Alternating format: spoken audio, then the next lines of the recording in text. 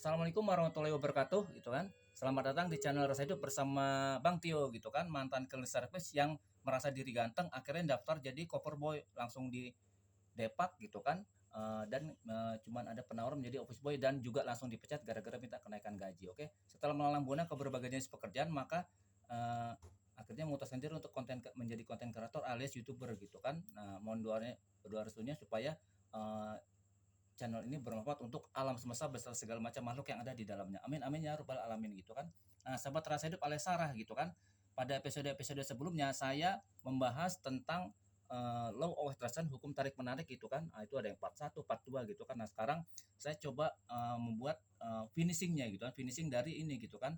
Jadi istilahnya aplikasi kehidupan dalam sehari-hari kan.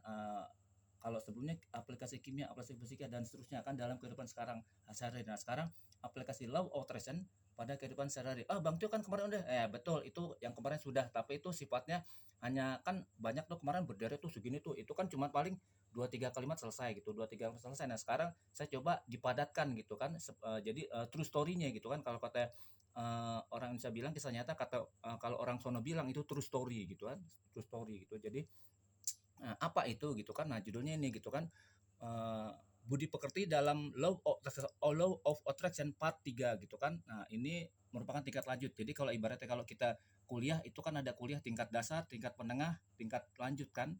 Pengantar ya, pengantar, terus tingkat dasar, tingkat menengah, tingkat lanjut. Nah, ini sekarang yang LOA bukan lagi pengantar tapi LOA tingkat lanjut. Jadi ini kalau yang tidak ngikutin dari awal ini berat, tapi kalau yang selalu intensif ngikutin terus ya, eh, materi-materi yang dibawakan oleh Bang Tio gitu kan, itu eh, mudah gitu mengikutinya gitu, karena tanpa di skip, tanpa di skip, nonton terus dari awal full durasi sehingga tidak jadi gagal paham. Nah, itu kalau seperti itu pasti ngerti, tapi kalau yang ujuk-ujuk ya kan baru pertama kali masuk channel Residep langsung belajar ini, wah itu berat, itu kan kayaknya bawa apa ya, bawa berbeban berat. Tapi kalau ngikutin intensif dari awal itu mudah gitu ya, seperti itu ya. Nah, jadi judulnya gitu kan, ibarat kita menonton film action gitu kan, atau film apa kan yang lagi viral gitu kan, itu saat sang dokter belajar ikhlas dari pedagang sembako tuh gitu kan. Saya ulang ini, saat sang dokter belajar ikhlas dari pedagang sembako ya, kisah nyata, kalau orang sono bilang true story gitu kan. Nah, kalau kita nonton film pasti kan ada ini kan, yang main siapa aja gitu kan. Nah, di sini yang main itu adalah para pelakunya atau cast of character gitu kan. Pedagang sembako ya, ini tokoh utamanya, ini tokoh-tokoh utamanya, bahwa nanti di sini ada misalnya ada yang tukang somai lewat, tukang ini lewat. Nah, itu figuran-figuran gitu ya. Nah, itu jadi yang tokoh utamanya di sini pedagang sembako. Nah, kemudian istrinya pedagang sembako, kemudian si dokter itu sendiri, sang dokter kan tadi kan judulnya saat sang dokter belajar ikhlas. Nah, ini pelakunya dokter. Ini dokternya dokter spesialis nih gitu ya. Nah, kemudian pasiennya si dokter itu, nah kemudian suaminya, sorry, pasiennya si dokter, kemudian suaminya ya, suaminya dari pasien. Jadi 1, 2, 3, 4, 5, 1, 2, 3, 4, 5, 5 orang ya, tokoh-tokoh utamanya gitu kan.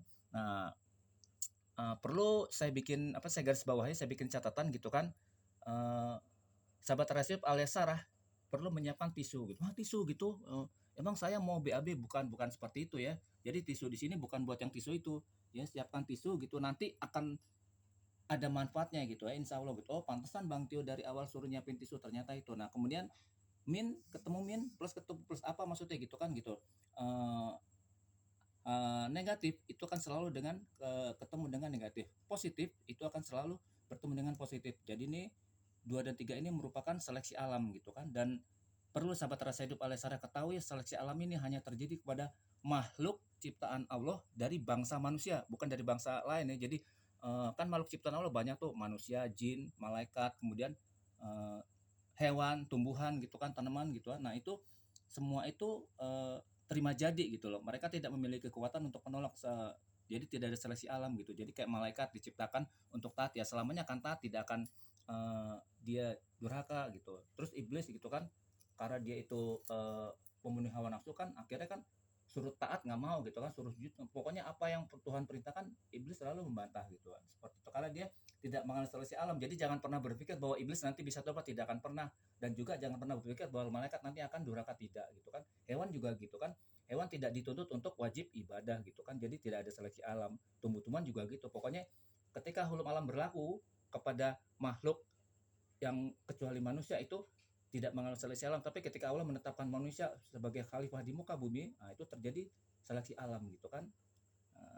Seperti itu ya. Oke gitu. Nah jadi itu ya, siapkan tisu, dan itu kita perlu meyakini bahwa yang positif akan selalu ketemu positif, yang negatif akan selalu ketemu negatif gitu kan. Nah kalau masih bingung, nanti perhatikan contoh cerita berikut ini gitu, nanti baru makin paham gitu. Jadi gini ya, kisah ini berlaku ketika sang dokter itu menerima pasien gitu ya. Jadi suatu ketika gitu kan, Alkisah di suatu ketika dia bekerja di suatu rumah sakit. Ini kisah nyata ya, jadi bukan ini ngarang-ngarang gitu, enggak. Ini kisah nyata. Nah ini ternyata setelah saya pikir-pikir, kisah nyata yang saya dengar ini itu dari dari pas sholat tarawih kemarin gitu ya. Jadi ini kejadian tahun lalu gitu. Nah kejadian tahun lalu itu kok nikahnya cocok gitu buat untuk yang sekarang gitu ya. Jadi kejadian tahun lalu, nah jadi ketika habis sholat tarawih itu ada tausiahnya gitu kan. Nah saya dengar tausiah, kok ini ceritanya bagus gitu ya. Jadi saya pikir ini perlu saya share ke sahabat Rasa Hidup alias Saras, supaya nanti bisa dibagi-bagikan ke yang lain gitu ya. Jadi nanti kalau cerita ini menurut sahabat Rasa Hidup bagus, saya sangat yakin pasti bagus gitu kan. Karena setelah saya mendengar cerita itu, kayaknya wah ini bagus nih, jadi diceritakan gitu kan, jadi disebarkan ke teman-teman gitu kan. Ini suatu cerita bagus, dan kita ya bisa dibilang mesti ngikutin gitu kan. Kalau enggak nanti kita berhasilnya susah gitu ya. Bukan berarti kalau saya nggak ngikutin ceritanya saya gagal, enggak, berhasil. Cuman kalau ngikutin ini berhasilnya lebih cepat lagi gitu kan, ekspres gitu kan, tanpa bertele-tele gitu kan. Nah, seperti itu ya. Jadi kita harus ngikutin. Nah, ceritanya saya dengar dari tausiah pada saat Ramadan kemarin gitu. Saya habis sholat terus ada tausiah, saya dengerin bagus, jadi saya pikir ini perlu gitu. Jadi gitu ya, Alkisah ada seorang dokter yang bekerja di suatu rumah sakit swasta itu di wilayah Pulau Jawa gitu kan. Di situ, nah di situ dokter ini menerima pasien, dia mengalami penyakit kelas berat gitu kan, dan itu sudah pasien ini sudah berobat, menghabiskan biaya yang tidak besar. Dia punya rumah 4 dijual satu belum cukup, rumah 2 terus gitu kan, sampai jual rumah yang terakhir. Jadi dia ketika saya menceritakan ini, itu dia sudah kondisi tidak punya rumah gitu kan, tapi sang istri belum tua, belum juga kunjung sembuh gitu kan, hanya finishing atau tahap akhir penyembuhan gitu kan. Nah dokter akhirnya manggil si suaminya gitu kan, ngomong gitu kepada si suaminya ini gitu, maaf bapak gini, ini istri bapak bisa kami sembuhkan ya, tapi syaratnya ini biayanya ini sekian gitu kan. Jadi setelah berbagai macam pengobatan, resep segala macam itu, akhirnya tim dokter, jadi dia tim ya, tim dokter, jadi nggak sendirian, dia tim. Nah ini dia pemimpinnya nih, si dokter ini gitu kan, yang tadi saya bilang di awal, sang dokter belajar ikhlas. Dia nih pemimpin pemimpin tim untuk melakukan pengobatan sama pasiennya itu kan. Nah itu sekarang tahap terakhirnya dia harus dioperasi kan gitu, harus dioperasi, dan ini membutuhkan biayanya itu sekitar 75 juta gitu kan, lebih kurang gitu kan. Nah si ini bingung lagi, waduh, rumah, dari punya rumah banyak, nggak ada rumah, usaha udah dijualin, mobil, motor, segala macam, pokoknya harta benda sudah dijual. Mereka sudah tidak ada ini punya harta lagi yang harus dijual. Kalau misalnya masih ada rumah dijual, itu rumah dijual gitu. Mungkin seandainya dia jual ginjal laku mau dijual, tapi kan udah kaki ya, udah tua, nggak laku pasti lah itu, jadi percuma gitu kan. Nah jadi apalagi gitu, dia bingung gitu kan. Jadi habis itu dokter itu ngomong, jadi Pak begini-gini, wah itu dia udah nggak denger lagi tuh, dia pokoknya fokus, waduh gimana lagi gitu ya, ya Allah gimana lagi gitu. Sudah ini ternyata kirain sembuh, ternyata belum sembuh, baru dikit lagi sembuh, tapi masih perlu satu sentuhan akhir, tapi nilai sentuhan akhirnya itu 75 juta. Wah dari mana? Jadi tuh dokter ngomong apa dia udah nggak dengerin gitu kan, nggak dengerin. Dia cuma mikir, aduh gimana ya, apalagi gitu, apa gitu. Wah udah pusing dia itu kayaknya dunia tuh udah jungkir balik ya. Kalau yang sahabat Rasa Hidup pernah ikut apa tuh bungee jumping itu, kayaknya tuh kan adrenalin tinggi, ini dia adrenalin lebih tinggi lagi, udah puyeng gitu kan. Singkat cerita dia akhirnya selesai di situ kan sama si dokter, akhirnya pulang deh gitu. Ya udah, jadi gini, nah sebenarnya ini dokter juga nggak enak ngomong gitu kan, cuman dia bilang ini harus segera nih Pak gitu kan biayanya, karena ini waktunya hanya berdasarkan pengalaman dia sebagai dokter ini, dalam waktu 1 kali kurang, bahkan ya dalam waktu kurang dari 1 kali 24 jam ini dokter si istri ini bisa lewat gitu kan, bisa bubar gitu loh kalau dia tidak ditangani secara khusus. Tapi dokter kepengen gitu, pengen nanganin khusus, cuman anggarannya 7 Juta men gitu, siapa yang kuat gitu kan. Nah itu kan sementara bansos itu udah dipakai gitu kan, dia bingung apa gitu. Nah cuman akhirnya dia dengan omongan-omongan yang tidak semangat, baiklah Pak Dokter gitu, saya akan berusaha untuk mencari gitu kan, nanti mohon Pak Dokter bersabar. Oh ya, ya nggak apa-apa Pak gitu kan, saya akan tunggu gitu kan. Pokoknya nih sekarang nih ibaratnya kalau kita nonton film nih dokter lagi mouse nih gitu kan, pause. Jadi sementara ini istirahat, kita tunggu biaya 75 juta baru kita operasi lagi. Oke selesai, pulang itu di sepanjang perjalanan itu dia tuh banyak kejadian-kejadian yang wah pokoknya kalau diceritakan bagus, tapi dia nggak lihat itu ya, pokoknya jalannya fokus gitu kan, dia ketemu orang, bapak gini gini, oh dia nggak dengerin, pokoknya dipikir waduh 75 juta tuh dia yang di pikiran kepala gitu, 70 juta dari mana gitu kan.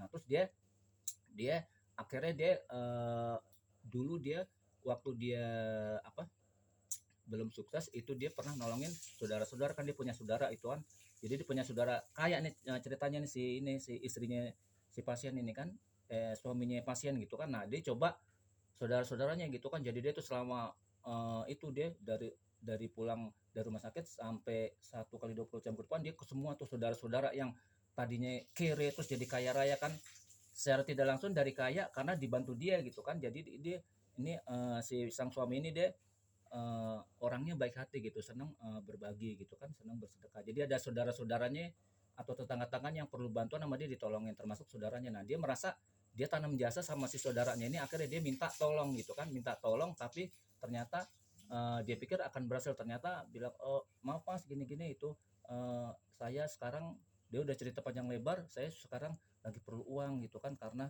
uang istri saya lagi sakit gitu kan, jadi gini-gini gitu kan. Nah langsung tuh yang tadinya ceria gini-gini begitu thread perlu uang, wah itu reaksi muka saudaranya semua langsung berubah gitu kan. Jadi ibaratnya kalau kita main alat musik tiba-tiba tuh senarnya putus tuh gitu kan, susah gitu kan, wah bingung karena apa, duit gitu. Oh kirain kesini mau ngasih duit, karena kan dulu dia kan kalau tiap ke situ kan selalu ngasih uang gitu kan, dia pikir kesini wah ngasih uang lagi nih gitu kan, ternyata kan ya minta uang gitu kan, seret langsung berubah gitu kan.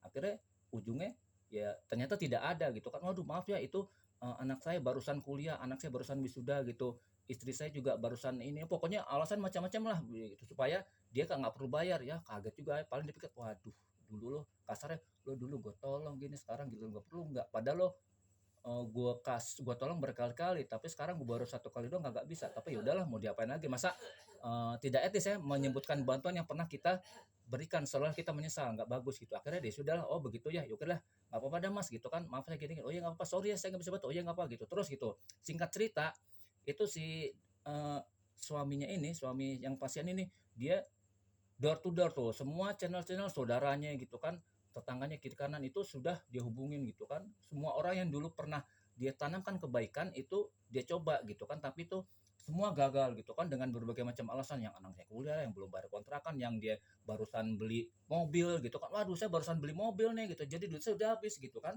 Nah kalau situ kan kata perlunya dia 1 kali 24 jam, ini kalau mobil dijual nih kan belum bisa 24 jam gitu kan gitu. Seperti itu pokoknya macam-macam alasannya gitu kan. Ya udah si pang suami ini terduduk lemas gitu kan.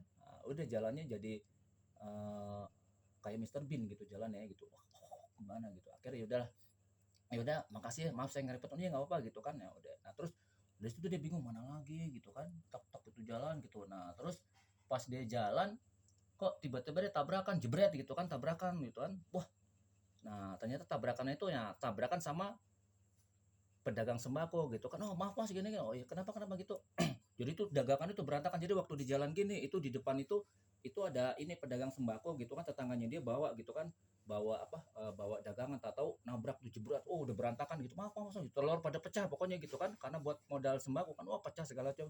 Tapi dia nggak marah nih pedagang sembakonya gitu, karena tadi dia sempat kesel, nggak marah sempat kesel apa sih, tapi pas dilihat mimik wajahnya ini tetangganya ini kok kayak orang sedih, akhirnya nggak jadi gitu kan. Ya udah mas ini mas gini maaf yuk ke rumah dulu gitu, jadi itu diberesin ke rumah. Terus kenapa gitu tadi kok ternyatanya buru-buru, saya bilang minggir ini saya bawa barang berat kok nggak dengar, akhirnya kita tabrakan, kenapa gitu. Iya mas saya mohon maaf gitu kan, tadi tuh telurnya jadi pecah gitu kan, maaf maaf gitu kan, telurnya si mas jadi pecah gitu karena gini gitu kan. Ya oh enggak, yaudah nggak apa, ternyata kenapa gitu, iya gitu. Wah dia bingung juga karena ini pedagang sembako seumur hidup gue bertetangga sama dia, gue kagak pernah nolongin dia gitu kan, jadi mau ngomong nggak enak gitu kan. Nah itu dilihat gitu kan sama itu, udah kenapa yang ngomong, aduh gimana ya nggak enak kayak gini gitu, udah ngomong aja kenapa gitu, ya udahlah terpaksa kan, karena ini kan kritis nih kan, ini kan kita berburu, dia tuh berburu dengan waktu, karena kalau dia sungkan ini bininya lewat gitu kan, akhirnya ya udah ya jadi gini, Mas mohon maaf gini-gini gitu kan. Ya kenapa? Ya jadi istri saya itu lagi di rumah sakit gitu loh. Dia sudah mau sembuh tapi tinggal terakhir nih gitu dioperasi gitu. Sebelumnya dia udah masuk rumah sakit, saya bisa menangani gitu karena kan masih ada anggarannya gitu kan, masih ada yang bisa saya jual, tabungan saya masih ada. Tapi sekarang udah nggak bisa, teman-teman atau saudara-saudara yang dulu saya tolong, saya berharapkan bantuan itu nggak bisa gitu. Tapi akhirnya gimana? Oh begitu. Ya udahlah kalau gitu, eh, terus maunya apa gitu, ya aduh saya ngomongnya kan, udah nggak apa-apa ngomong apa aja gitu kan, kalau boleh nih gitu saya mau, aduh pinjem uang gitu, oh pinjem uang, kirain apa gitu, kirain saya suruh terbang gitu kan, kirain saya suruh angkat barbel ya berat, ternyata minjem, oh gitu perlu berapa, bingung lagi dia, wah kaget, dipikir kayak saudara-saudara yang lain gitu kan, oh pasti nih gue nggak dikasih nih gitu kan, ternyata kan kirain apaan, ternyata gitu, wah kaget juga begitu jawaban gitu, wah secah harapan tapi antara malu dan tidak malu gitu, antara malu dan kepengen gitu. Malunya kenapa? Ini orang kagak pernah gue tolong tapi giliran gue ini spontan. Nah terus tapi nggak malunya kenapa? Ini waktunya segera gitu kan. Ya udah apa boleh buat? Ya jadi gini, istri saya sakit terus pinjam uang. Oh pinjam duit, kirain apaan? Terus berapa gitu? Bingung lagi berapa ya? 75 juta. 75 juta gitu kan. Oh, terus saudara mikir gini gitu kan. Wah, dia si ini udah buruk sangka nih gitu kan, si suaminya pasien ini, wah ini pasti nggak dikasih nih kayak gitu. Ya udah sebentar ya. Gini Mas, saya tidak bisa memutuskan tapi ini ya saya mau konsultasi dulu sama istri saya, kebetulan dia lagi di dapur kan lagi bawa bikin masak ini minuman gitu. Ya udah ngobrol terus dengan istrinya gitu. eh, Maaf kenapa gitu kan, istriku kenapa gitu, aduh bingung juga istri gitu, udah Mas kenapa ngomong aja, ya udah gini gitu. Jadi akhirnya dia ngomong juga ceritanya gini, itu ini dia nih lagi, istrinya lagi masuk rumah sakit, innalillahi gitu, kenapa ya pokoknya masuk rumah sakit. Nah terus dia sekarang lagi perlu biaya operasi gitu kan, karena kalau nggak dioperasi dalam waktu kurang dari 1 2 kali 24 jam, eh, dia lewat gitu kan. Oh ya udah kalau gitu kenapa gitu, iya dia mau pinjam duit, oh pinjam duit, jadi ternyata satu frekuensi nih, kirain apaan gitu kan. Terus gimana boleh nggak, ya kalau emang kita ini ada gitu kan, ya itu paling dari tabungan gitu kan, tabungannya mana itu, tabungan yang haji kita gitu kan. Oh gitu, ya udah nggak apa-apa Mas ambil aja. Tapi kan itu kita udah ngumpulin tahun-tahun gitu kan, gimana gitu kan, ya udah nggak apa-apa lah itu gampang gitu, uang bisa dicari, harta bisa bisa dicari, tapi nyawa kalau udah lewat emang kita bisa cancel itu, nyawa kan nggak bisa gitu, malaikat tunggu dulu gini-gini gitu kan, nggak bisa gitu kan. Jadi gimana, ya udah kalau gitu eh, saya merasa ada sesuatu yang menetes ya, tapi nggak apa-apa lah terserah gitu kan.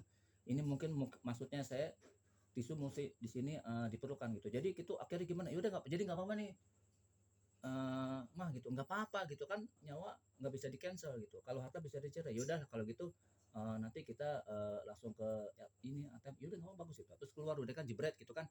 Jadi gini Mas gitu, tadi saya udah rundingan itu, istri saya setuju gitu, oh pas setuju berhenti lagi gitu kan, hah setuju dengan mudahnya, ini bingung ini si suami gitu bingung dan bangga, bangga karena ya ada harapan gitu kan, tapi bingungnya kok gampang gitu ya, dia keliling-keliling gitu kan ke tempat saudaranya gitu kan, gagal gitu kan. Semua orang yang pernah berjasa, yang pernah dia bikin jasa nggak bisa gitu, tapi dia nggak pernah bikin jasa kok dengan mudahnya gitu kan. Nah, tapi ya udahlah, ini perlu waktu kan, jadi mikirnya nanti aja gitu. Akhirnya mereka tingkat singkat kata, ini 3 orang ini kan pedagang sembako, istrinya pedagang sembako sama suaminya dari pasien yang ini, akhirnya pergi ke ATM ngambil gitu kan, seret dapatlah 75 juta gitu kan. eh, Dapat 75 juta tapi dia pikir terimanya 75, ternyata yang diterima itu 80 juta. Oh kaget lagi gitu, 80 juta, iya Mas ini kan sampean kan perlunya 75 juta, kalau saya kasih plek 75 juta nanti kan sampean pasti mesti nungguin gitu kan, kan itu pasti nggak mungkin selesai terus boleh pulang, pasti kan istirahat dulu di rumah sakit ya kan, terus nanti perlu untuk operasional di situ kan, kalau saya kasih cash 75 ntar buat operasional bagaimana gitu kan, wah lebih kaget lagi gitu kan, sampai seperti itu mikirnya gitu kan. Jadi dikasih 80 juta, 75 itu buat biaya si istri, 5 juta untuk operasional dia selama di rumah sakit, itu pun dia masih minta maaf gitu. Bayangkan, maaf Pak saya cuma ngasih 80 juta gitu kan, mestinya kan untuk operasional mungkin 100 juta ya gitu, tapi saya cuma bisa ngasih 80 juta. Oh ya nggak apa-apa gitu, malah saya gini gitu, seperti itu kan. Ya udah gitu kan, sepertinya ada yang menetes makin banyak ya, nggak apa-apa lah. Nah akhirnya dia itu eh, ya udah gitu, dapat kan, terima kasih banget di situ, dia sujud gitu, aduh terima kasih mas gitu kan, eh, terima kasih gitu, itu saya belum, seumur hidup saya belum pernah ketemu eh, orang sebaik si mas. Udah nggak apa-apa gitu, nangisnya nanti dulu gitu, ini istri kamu tuh mesti ditolongin, malah gitu ngomongnya, nangisnya nanti dulu gitu, cipika-cipika nanti dulu, ini istri kamu segera, kan kamu sedang bilang, oh ya kaget, oh iya benar juga, ya udah gitu. Akhirnya itu langsung buru-buru gitu kan, mereka bergerak gitu kan, pakai kendaraannya si ini nih, si eh, apa nih, pedagang sembako ini gitu kan, ke rumah sakit gitu kan. Nah ini pas rumah sakitnya udah nungguin gitu kan, gimana Pak gitu, ya ini uangnya udah ada, oh udah, ya udah silakan ke administrasi beres, ya udah, singkat cerita udah beres kan. Nah, terus dioperasi gitu kan, selesai dioperasi akhirnya, singkat cerita udah dioperasi itu udah selesai itu gitu kan, akhirnya dia eh, selamat lah gitu kan, cuman kan memang perlu pemulihan gitu ya, karena ini kan penyakit berat gitu kan, penyakit berat, terus dia membutuhkan pemulihan gitu kan. Nah akhirnya dia eh, berhasil diselamatkan gitu, tinggal pemulihan. Nah terus dia tinggal nunggu aja gitu kan. Nah di situ, nah setelah selesai, nah itu si suami ini dari pasien itu di situ di rumah sakit tuh dikelilingin banyak orang tuh, wira-wiri tuh, dia tuh nggak suka kan sujud lagi tuh, jadi nerusin yang tadi yang dia mau pelukan tertunda gitu kan, gitu, udah mas biar nggak usah bingung gitu kan, saya jadi malu nih gitu kan, kaki tuh di apa dipegangin mulu gitu, kakinya kan malu gitu, risih gitu kan, apa sih ini gitu, diliatin orang gitu kan, dia nggak peduli, pokoknya dia berhasil kan gitu, terima kasih banget karena dia nggak ada beban untuk nolongin istrinya gitu kan, seperti itu. Nah akhirnya terus ya udah, terus pas dia lagi sujud gitu, terus dia dipanggil sama si dokter gitu kan, terus ada apa gitu, dia takutnya wah ini jangan-jangan gagal gitu, enggak, sini gitu, saya bisa bicara empat mata nggak gitu kan, kata si itu kan, kenapa gitu, iya pokoknya bicara empat mata, ya udah. Ya udah ngapa gitu, akhirnya dia ditarik terus dibawa ke ruangan pribadinya si dokter, masih di rumah sakit nih gitu kan, habis operasi gitu. Saya mau tanya gitu, Mas, itu kenapa gitu? Itu konglomerat mana gitu kan? Apanya konglomerat mana itu yang berani minjemin ke Bapak itu 75 juta gitu? Konglomerat. Konglomerat yang mana? Iya tadi itu minjem, ini kan 70 juta kan pasti bukan dari uang Bapak ya. Iya gitu, pasti Bapak minjemnya itu kalau orang dengan mudahnya minjemin uang 75 juta, ini pasti kan dia konglomerat gitu kan. Bukan bukan pengusaha KW gitu. Nah, saya pengen kenalan. Kenapa emang? Iya, saya pengen kenalan, saya mau ajak kerjasama gitu. Karena saya udah punya proyek baru gitu kan, pengembangan rumah sakit gitu kan. Kalau dia bisa jadi investor, wah ini bagus gitu kan. Dia bukan investor, bukan pebisnis apa segala macam, dia bukan konglomerat apa, dia cuma pedagang sembako. Hah, kaget ya, pedagang sembako. Iya, masa sih? Iya bener gitu kan. Loh emang omsetnya tinggi? Enggak, pedagang sembakonya biasa-biasa aja gitu. Omsetnya sehari paling cuman kurang dari 5 juta gitu kan. Kaget, kurang dari 5 juta pun ya. Cerita gimana? Ya itu dia cerita gitu kan. Nah ini ceritanya nih sambil ini nih ya, sambil terbata-bata gitu kan gitu. Terbata-bata gitu karena kan dia merasa ditolong gitu. Jadi ceritanya dia ya kasarnya tuh ngeprok celengan gitu. Jadi nih Pak Dokter, ini tetangga saya yang pedagang sembako, dia itu nabung eh, nabung buat dana haji. Jadi keuntungan dia dagang sembako selama bertahun-tahun itu dia sisihkan untuk tabungan haji gitu kan. Oh gitu. Emangnya dia ini gitu kan nggak punya apa gitu yang bisa dimintain bantuan. Dia punya anak 4 sukses semua gitu kan. Jadi karena didikannya orang tuanya empatnya ini sukses semua gitu kan. Cuman dia nggak mau membebani anaknya. Sebenarnya kalau dia mau dengan mudahnya dia bisa minta bantuan anaknya yang manapun ya. Jadi bukan kan ada kan anak satu soleh, yang tiga durhaka, nih empat-empatnya soleh semua nih gitu kan. Jadi kalau dia minta dengan bantuan sama anak-anaknya yang manapun itu pasti dikasih gitu kan, itu bahkan dikasihnya lebih, misalnya minjemnya 100 dikasihnya 200 gitu kan, seperti itu. Nah dia, tapi dia kepengen ini, pengen dari usahanya sendiri, makanya dia eh, dicicil dari dagang sembako, karena kalau langsung bayar cash nggak bisa, jadi dicicil selama berpuluh-puluh tahun untuk naik haji gitu kan. Nah cuman pada saat hari hanya gitu kan, yaitu saya pakai buat ini gitu kan, tapi dia terus gimana, dia minta minta bunga sekian gitu, enggak pakai bunga, dia gampang gitu. Terus emang situ maksa gitu ngancam supaya dikasih, enggak ngancam gitu. Saya pas ngomong gini, apa ini gitu loh, akhirnya dia ngasih gitu. Masa sih, iya bener, wah makin kagum ini si dokter ini gitu kan. Oh gitu, ya udahlah akhirnya seperti itu kan, ya udah terus ngobrol-obrolan yang apa ringan-ringan gitu kan, sambil ngopi-ngopi gitu kan. Oh iya, bagi sahabat Ras Hidup yang alisara yang pengen ngopi silakan ya gitu, karena dokter Jani habis ini dia ngopi gitu kan, nawarin kopi sama yang dagang sembako terus sama si istri pasiennya ini gitu, sama pasiennya ini gitu gitu seperti itu kan. Tuh, oke, jadi silakan yang mau ngopi ya. Nah, terus bagaimana kelanjutannya? Nah, akhirnya singkat cerita itu yang tukang sembako ini kan udah ngelihat udah beres kan. Jadi dia pulang kan karena udah lumayan malam ya. Udah pulang, nah terus dia beresin ke rumahnya. Terus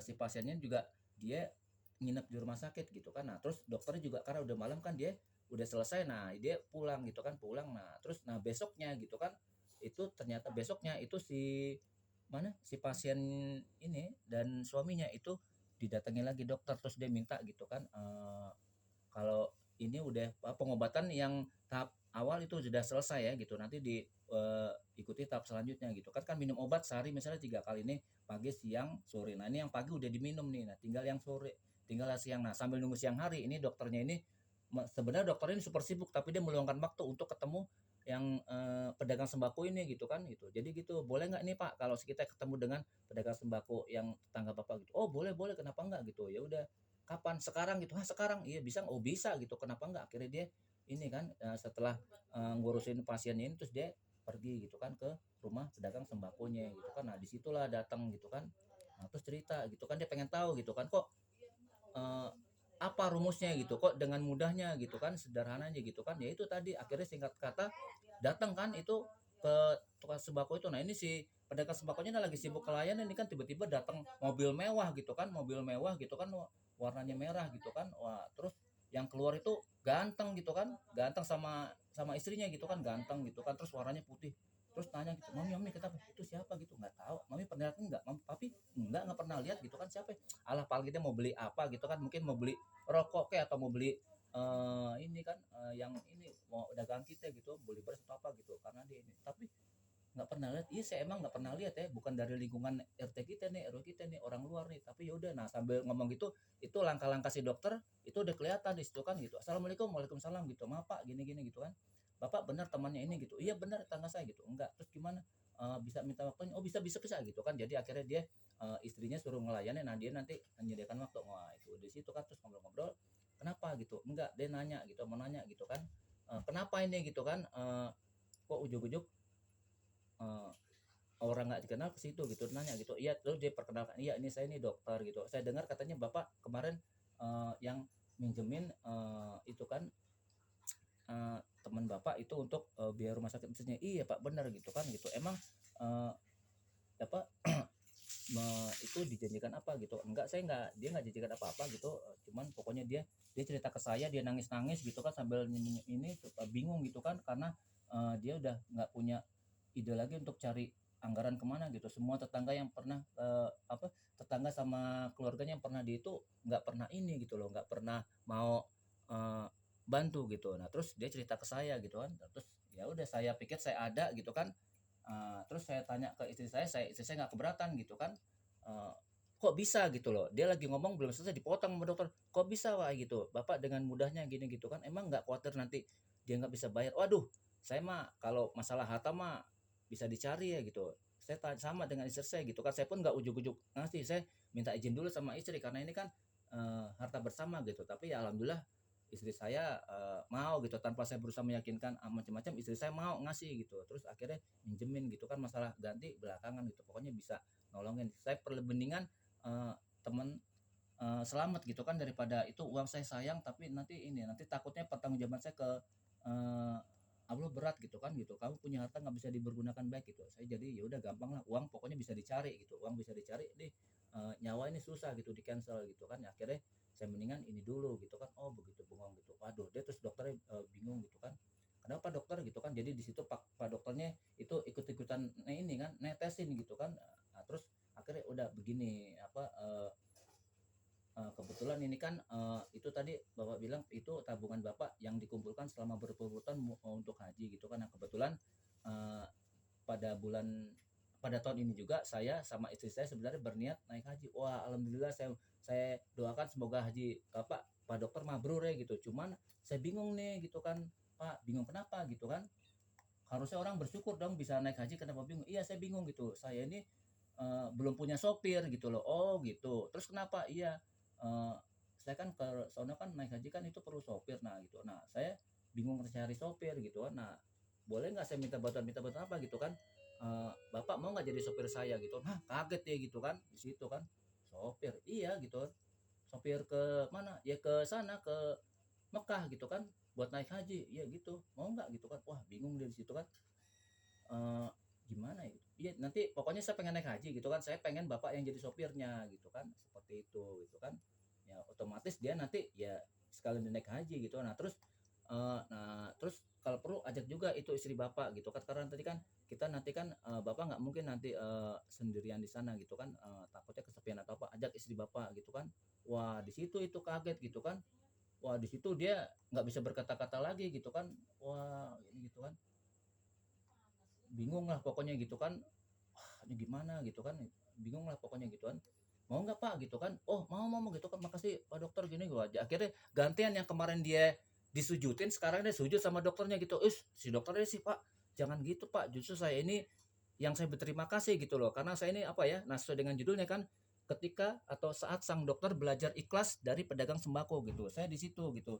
Kemarin itu waktu saya operasi dia mulai cerita gitu kan. Kemarin waktu saya operasi itu sebenarnya saya nggak terlalu fokus ya, karena kalau dokter sebenarnya kalau dokter nggak fokus operasi itu berbahaya. Cuma di situ saya waktu saya operasi itu saya sebenarnya pikiran saya nggak 100% ya, saya masih kepikiran kok ada orang gitu ya nggak kenal ini mau ngasih gitu, ini pasti konglomerat. Jadi saya pikir mau ajak kerjasama, ternyata bapak lah gitu pedagang sembako yang ini gitu kan mau gitu kan menyisihkan sebagian, bukan bukan sebagian, semuanya ya, semuanya untuk nolongin, bahkan katanya dilebihin ya 75 jadi 80 gitu kan. Wah mulia sekali bapak gitu. Jadi dokternya disitulah yang meneteskan gitu kan. Nah gitu, jadi suruh siapin tisu gitu. Jadi saya aja gitu kan, harusnya itu tugas saya pak, saya di sini jadi malu sama Allah gitu. Kenapa malu pak gitu, orang naik haji kok malu? Iya, ketika pasien saya ini perlu biaya gitu kan, harusnya itu saya bisa mengkonter gitu kan, orang cuma 75 juta, bapak aja yang pedagang sembako bisa, maka saya yang dikasih jabatan tinggi terus harta berlimpah, masa nggak bisa? Saya di sini malu sebenarnya pak gitu, malu dengan bapak, malu dengan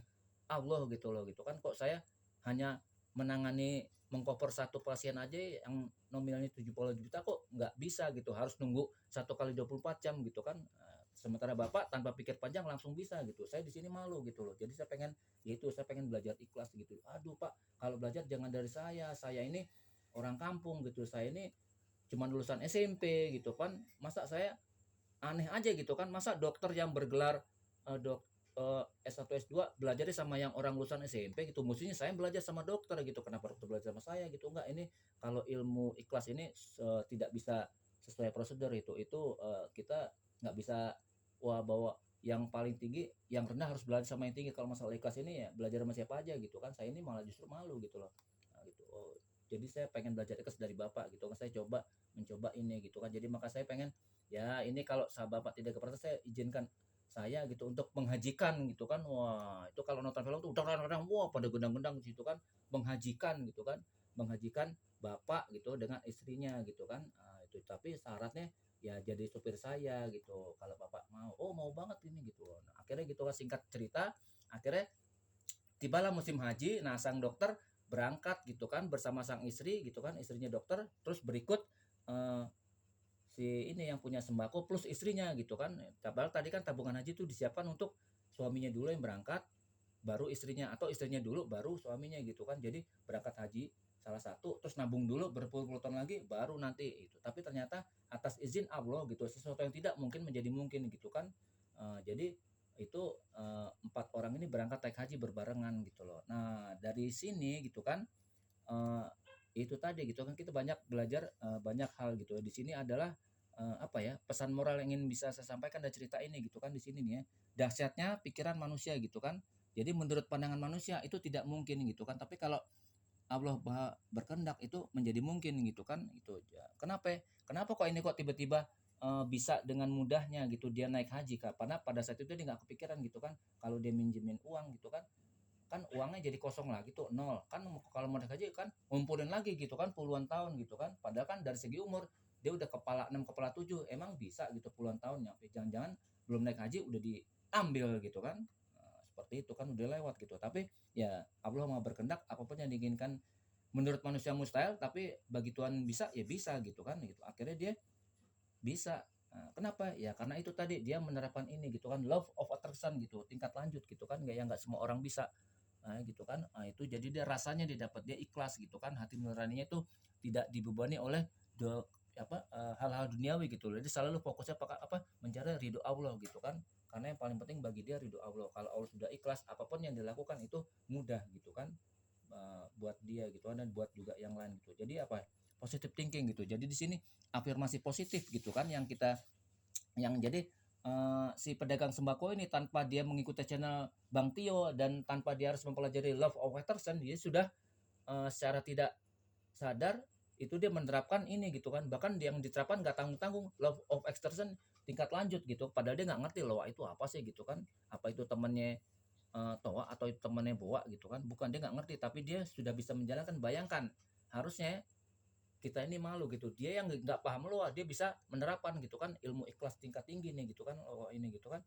Nah, tapi kita yang belajar kok baru mau akan gitu. Saya sendiri nih sebagai yang ngelola channel Rasa Hidup ini, saya merasa malu gitu karena ini kisah nyata ya, bukan ngarang-ngarangan. Saya merasa malu ketika saya mendengar cerita ini dari uh, tausiah ini, saya malu gitu kan, malu kok dia bisa gitu, kok saya kok nggak bisa gitu, saya harus bikin channel ini dulu baru bisa nolongin orang gitu kan, padahal dia tuh nolongin orang nggak ini, jadi saya malu gitu kan. Jadi ya ya ini saya jadikan